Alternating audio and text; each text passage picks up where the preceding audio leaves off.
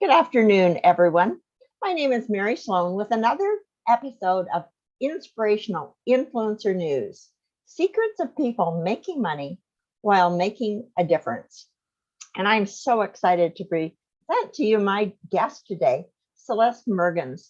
She is the organizer and the founder of Days for Girls, a global award-winning organization.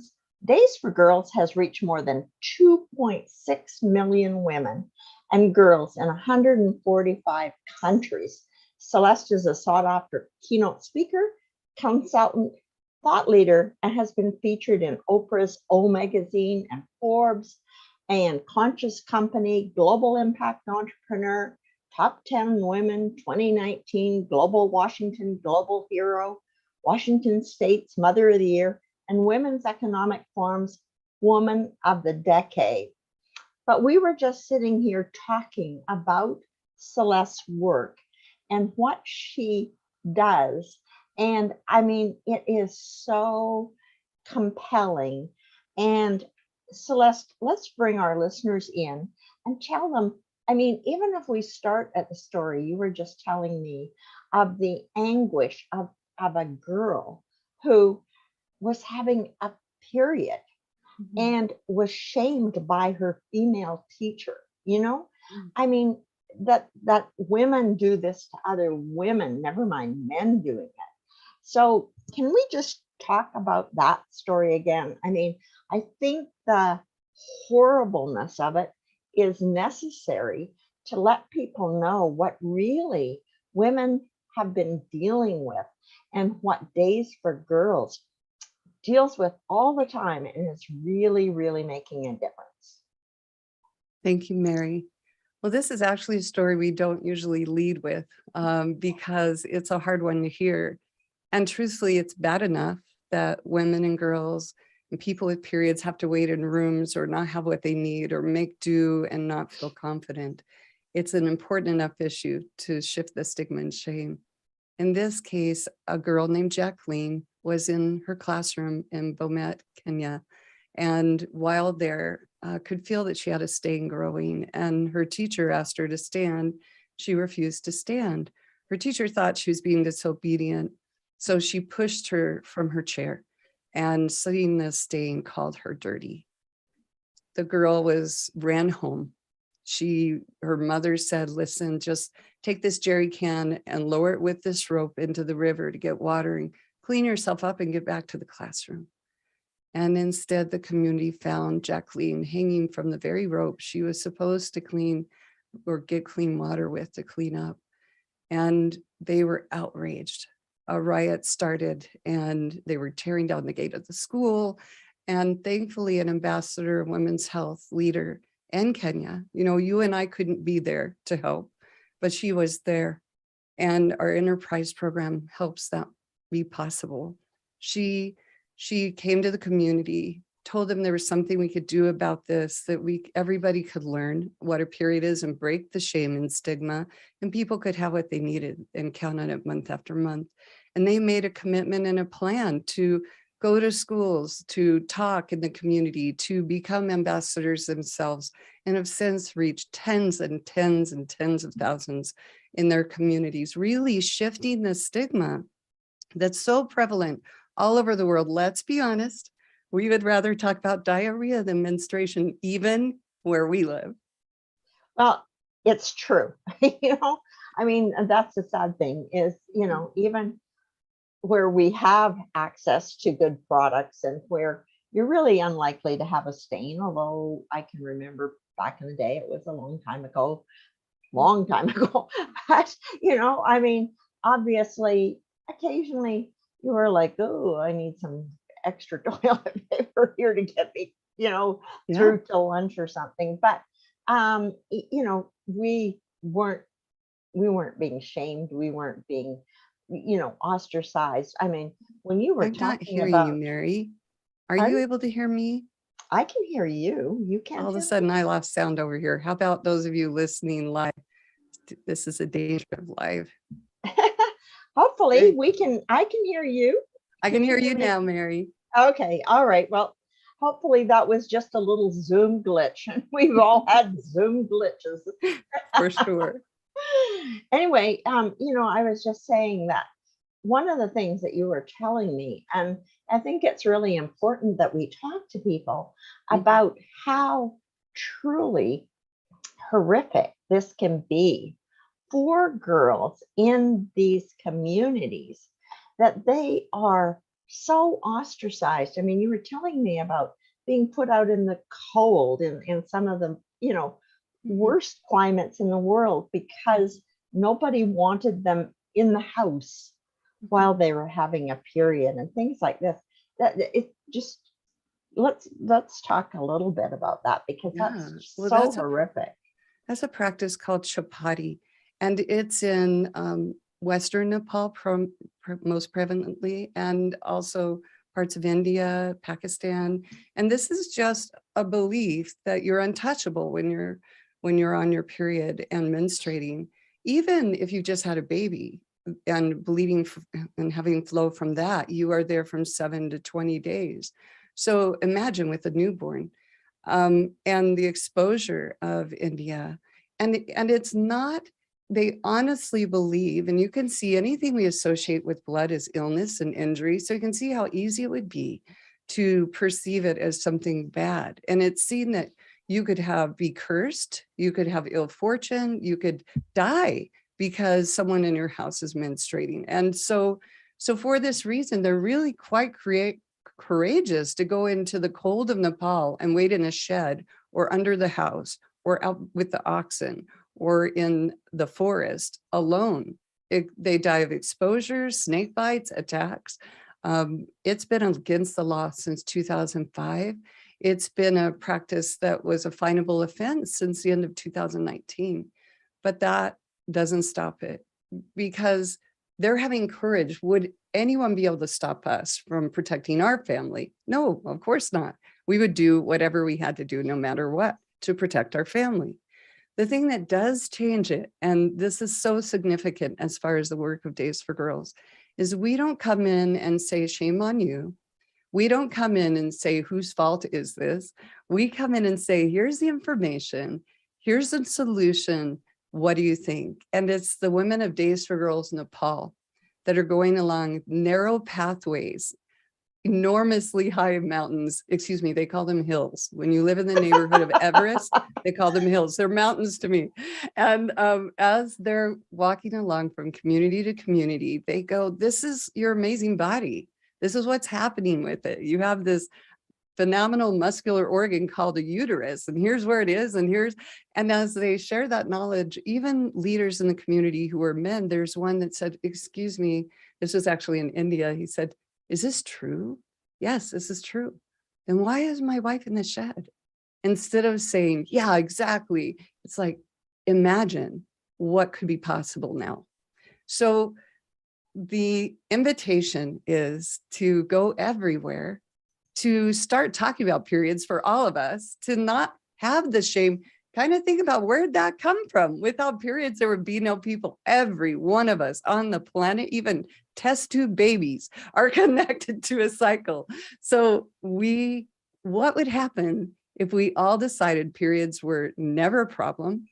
And if we all found solutions that work for everyone and make sure they have access and renewable access for us, washable products is our primary objective, because we want to make sure they have them month after month. Days for Girls has now reached 145 countries on 6 continents. That's how global this issue is. And Wow. the exciting thing for me, Mary, is you were saying earlier how there are so many hard things going on, and we would all agree, really hard things. And this is something we can change in our lifetimes right now. This is a doable, achievable goal. Knowledge, conversations, pseudo resources, next. We can do this in our lifetime. And that's what gets me up early in the morning, excited to get started again. Well, I really find Days for Girls inspirational, because you're trying to change a conversation and give people access to the tools like washable products, so that, I mean, it's all great for us here in a city, run to a drugstore and you can have access to anything. And with monetary resources that it's not a problem. But that's not universally true around our globe. That's like climbing the ledges around Mount Everest. No, thank you.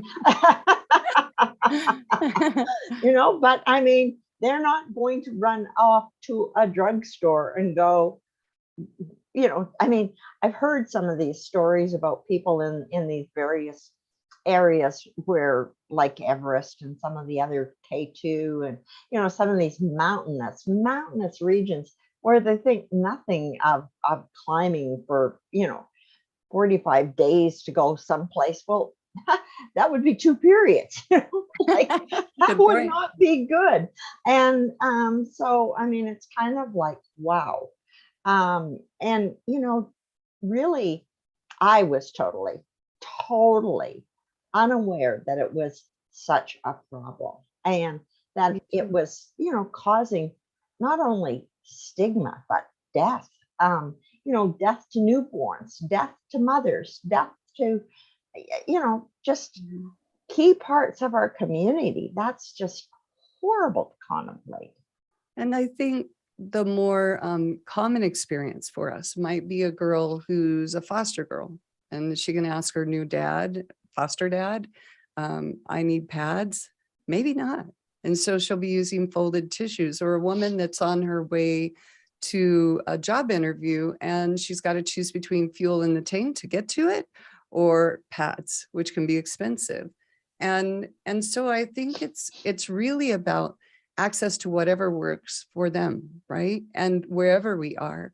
And washable pads, actually, many find they have less cramps, they're comfortable, of course, less trash and less chemicals, anywhere you are. It's just that we're so averse to them, I think, for a long time. Not all of us, but some of us, I certainly count, didn't think about a reusable solution. We just assumed. When Days for Girls started, Mary, I had no idea about this issue either. In hindsight, I don't know how I didn't, but I didn't.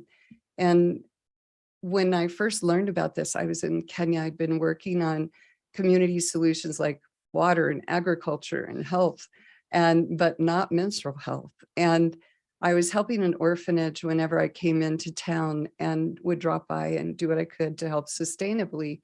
That's my specialty, solutions that last. And I was doing that, and then learned that the girls in the orphanage I had helped were sitting on pieces of cardboard for days during their period. It was like, how are they doing that when their bunk beds were end to end and side to side, 50 in a room at the time? And then post-election violence and all the displacement of people in Kenya in 2007 and 8, this place was 3-4 times that now. So how are they waiting in their room? And I learned, like I said, sitting on pieces of cardboard. We sent resources for the first disposable single-use pads because that's all I knew about. And then, but I knew this too. If they had to choose between food and a pad, food wins. So how do we make sure they have what they need the next month?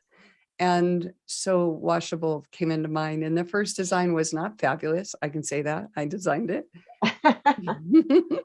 But I knew to listen. And today we hold 2 patents for the genius of the pads, Days for Girls pads solution, because we listened to those we serve, and they became incredibly innovative and worked with little water, dry quickly. But at that time, the girls came to the front. We just talked about periods at the time, a mortifying thought. I'm like, who's going to teach them? You are. And not thinking someday I'd be a world expert on sex and menstruation. Who would have guessed? Not my top 5 things I'm going to be when I grow up. And I'm so glad it turned out this way. Life is so beautiful. But the moment I knew that this was something I had to do was the moment when the first girls came out to receive and I was standing at the door, and I got a hug from the first girls, and they were smiling and they had their packets and cheers were in the background. echoing off the tin ceiling of the rooms we were in. 250 more girls were waiting to get in. 250 had just come in, and 500 girls had this need, missing days of schools, days of dignity, days of health. 500 were getting what they needed that day. And they came to the door and they said, thank you so much. Because before you came, we had to let them use us if we wanted to leave the room and go to class. I was hoping that didn't mean what I feared it meant, but I had to wait for the next 250 girls and then made them promise they'd be there. And afterwards they explained they were being sexually exploited in exchange for a single disposable pad. And that was the moment Days for Girls was born. Oh my God, isn't that just horrendous? You know, I mean, what It can lit you a fire really, for me. I mean, what can you really say? I mean, it's just unbelievable that, I mean, it's speechless, you know, like really, the last time we talked, and, you know, it just leaves me speechless because it's so far beyond anything that I could contemplate, you know, like, I mean, you think you're sort of worldly and you think you understand that there's problems in the world, but this wasn't one, and I had no idea of the depth of it. I mean, it's just absolutely incredible how serious this is. Very serious. And over 500 million are said to be by the UN in need, lack what they need for menstrual health care. So Still, 500 million. Yeah, we're wow. reaching more. And it's not just us today, I'm happy to say. More and more organizations, more and more multilateral organizations and partners are happening all over the world. And I'm so grateful. The momentum really is here. By 2015, Days for Girls started in 2008. 2015, NPR, National Public Radio, named it the year of the period, and they didn't mean punctuation. And still the momentum wasn't there, but I'd say it is now. And the opportunity for all of us is to just get it done. Like, talk about periods. Be willing to stand up for each other, because this is one of the roots to inequity in communities. It's one of the places where it's been seen that it's okay to ostracize. It's okay to let them go to the sideline. If you had a son and a daughter in many communities and scarce resources, the girls were considered people that had the disability of missing days of school. Therefore, you go. One of the reasons of many they might choose to let girls go to the wayside. And this is something we can change. That's exciting to me. It makes me wonder, what else are we missing? Because this was hidden in silence. We weren't talking about it. And it's remarkable to me what happens when we come together. What happens when we say, no, let's just get this done. We have had over 70,000 volunteers. We have Days for Girls, USA, Canada, Australia, UK, New Zealand, all over the planet, people gathering and saying, this is something we want to see change. It's phenomenal to see the power of we. And it truly is a reason for hope, truly is a reason for celebration. Well, you know, as we were chatting before we came on air, you know, I think that women across the globe are beginning to wake up to their own power and realize that they are not second-class citizens, that they are not second-class minds, that they are totally, totally equal, and that it's time that all of those in power, whether they like it or not, started to recognize that there is two sexes at least, and that we are all important and equally important. It's not like one is wonderful and the other is, well, okay, you know, and I mean, without both, you wouldn't have the next generation. So it's sort of like, to think that one should be greater than the other. I mean, it really, really, really depends on two. And so to see this start to take hold And, you know, we're seeing lots of changes on the planet in all many different ways. And some we're a little bit uncomfortable with, and some we're a lot uncomfortable with. But this is one that I can't imagine most of us in North America would be uncomfortable with, because it is something that we see has really become part of our, of course you would get menstrual products. Of course you would go to the, you know, of course they'd be available, of course. But, you know, I mean, the truth is that you're still hearing stupid arguments in schools. Oh, should we make them available in washrooms? Oh, no, don't do that. That would be really silly. You know, like, what else would you do? Honest as it be, you know, sometimes these questions that come up, it's like, are you kidding me? You know, Yeah. you know, you just give your head like, could really people be this stupid?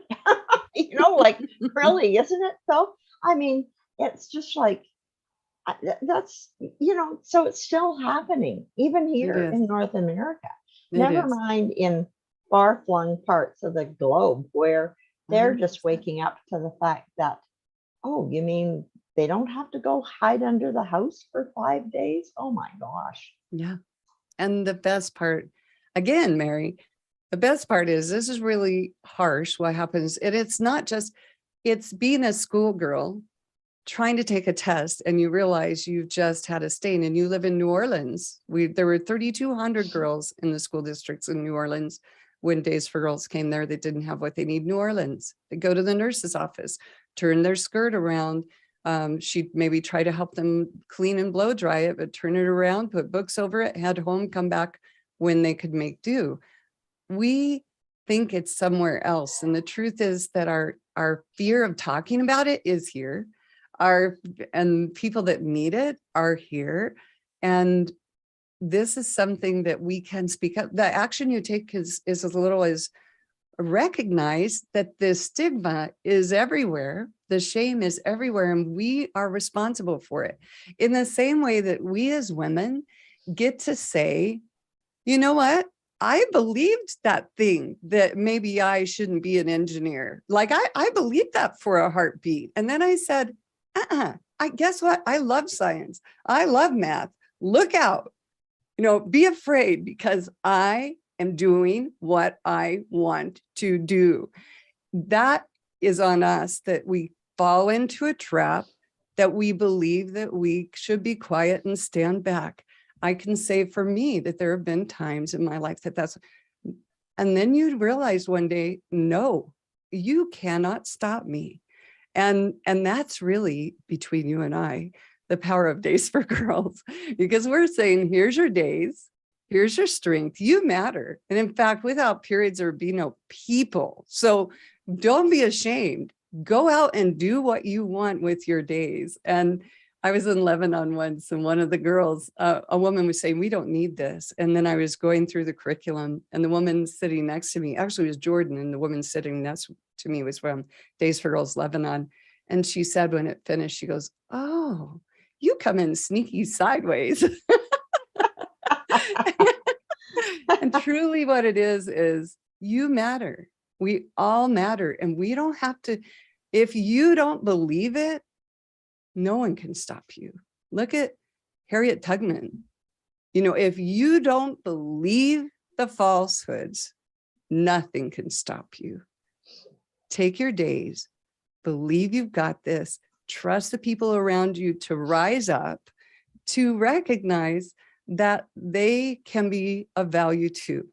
Everybody is important here. And right now, with all the division, all the, you know, I don't think that, you think that, what if we got curious about how we could come together? What if we said, I'm not going to believe that. You don't have to believe the same as I do, but I believe together we can make a tremendous shift. Which one do you want to make? There's lots of them. Well, and it's always about our beliefs, right? I Yes. mean, and until we can change our beliefs, we really can't change other people's beliefs. And, you know, so it always starts here. It's always seems so unfair, but it always starts here with me, because that's where I can make the difference. And then I can dare to speak out, I can dare to have a show like this. I can dare to put on people like yourself and say, did you know that there's people out there doing this type of thing and that there was this big problem and we're dealing with it? And it's possible now to make a difference and to make it around the globe. And it's not just for the women, because like you say, without a period, there ain't no humankind. So that's the end of us, period. Not a play on words. Yeah. Well, we all have mothers and sisters and wives and people in our lives that we love. So it's truly a community issue. It's truly a world issue. And is truly one of equity and dignity and important to resolve. And we can do this. We just have to decide.